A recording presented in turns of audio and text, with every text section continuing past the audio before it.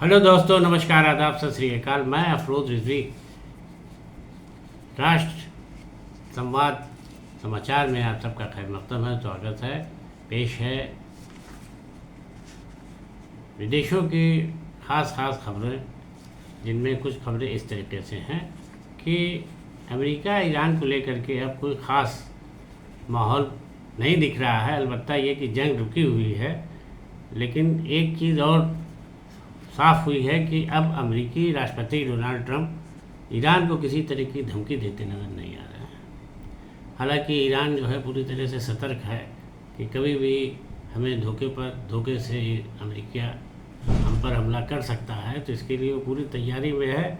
हालांकि ईरानी राष्ट्रपति Masoud Pezeshkian ये बार बार कह रहे हैं कि किसी भी मसले का हल जंग नहीं बल्कि बातचीत होती है, और बातचीत में ही सिफारती कोशिशें जारी रखना चाहिए। उन्होंने इस बात की हिमायत की है, कहा है कि जो भी माहौल बिगड़ रहा है अब वो हुर्मुज़ पर अमेरिका की वजह से बढ़ रहा है, जो कि वहाँ पर ज़बरदस्ती अपना दखल दे रहा है। इसके साथ ही अभी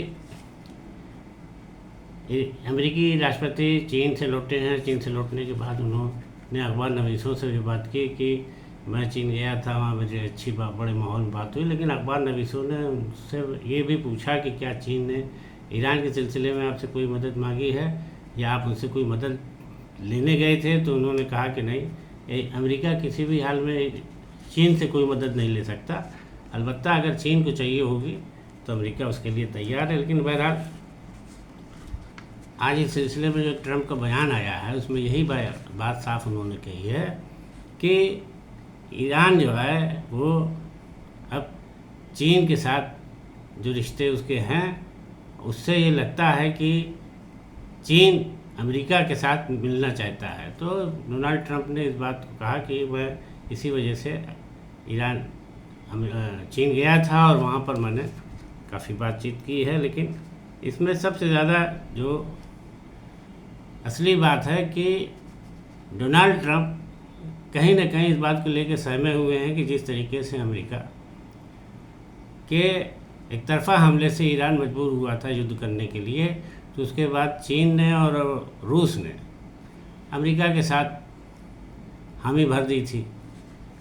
तो साथ देने की हामी जो भरी, तो उसके बाद ये अमेरिकी राष्ट्रपति डोनाल्ड ट्रंप तब से घबराए हुए हैं।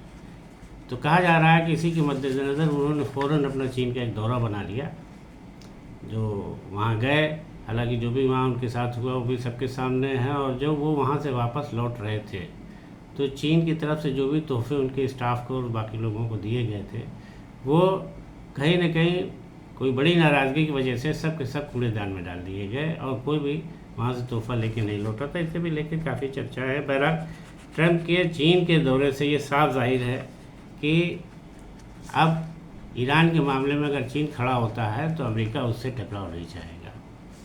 अब इसी के मद्देनज़र ये दौरा अमेरिका का है, डोनाल्ड ट्रंप का, कि वो चीन से जो है अपनी सफाई देने गए थे या अपना पक्ष अपनी तरफ से क्या कोशिश करने गए थे कि चीन जो है उनके लिए ख़तरा ना बने। बहरहाल अब जो भी होगा सामने आएगा। इसके साथ ही अब पुतिन भी 2 दिन के दौरे पर 19 और 20 को चीन जाने की तैयारी में। अब चीन से वो भी अपने रिश्ते बढ़ा रहे हैं। पुतिन को ये बात बहुत खलती है कि अरे ट्रंप को कि कोई भी चीन से करीब आए, क्योंकि चीन भी अपने को जो है सुपर पावर के तरीके से पेश करने लगा है। बहरहाल ये कहा जा रहा है कि पुतिन 19-20 को जाएंगे। उनके सरकारी सूत्रों से खबर दी गई है और कहा गया है कि वो वहाँ के राष्ट्रपति शी जिनपिंग से बातचीत करेंगे और दोनों मुल्कों के बीच हर तरह के सहयोग को लेकर के समझौते पर बातचीत होगी। और अब देखिए इसमें क्या होता है।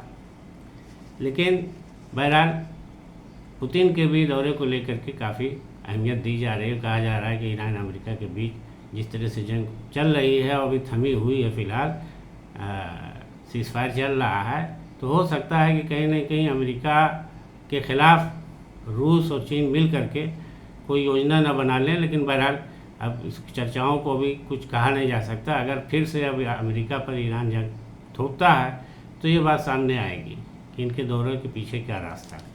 खैर, इसके अलावा ताइपे से एक खबर है जिसमें ट्रंप की धमकी के बावजूद ताइवान ने खुद को अपना आज़ाद मुल्क करार दे दिया है और कहा है कि मैं किसी के दबाव में नहीं आऊँगा। इस तरीके से ट्रंप ने ये धमकी दे रखी थी ताइवान को कि वो अगर अपने को आज़ाद रियासत या आज़ाद राज्य, अपना आज़ाद मुल्क घोषित करता है तो वो बहुत मुश्किलों में रहेगा।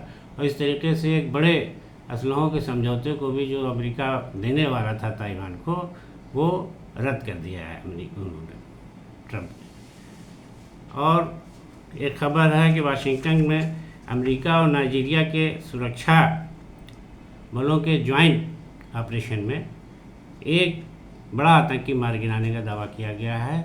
ये जानकारी अपने एक सोशल ट्रूथ पर, मीडिया पर ट्रंप ने पोस्ट की है, जिसके ज़रिए ये पता चला। उन्होंने कहा कि यहाँ पर आतंकवादी गतिविधियाँ बढ़ रही थी, जिसकी वजह से ये ज्वाइंट ऑपरेशन करके हमला किया गया और इसमें एक बड़ा कुख्यात आतंकवादी मारा गया। तो दोस्तों, आज के लिए तबसरे में इतना ही। दीजिए इजाज़त। नमस्कार, आदाब।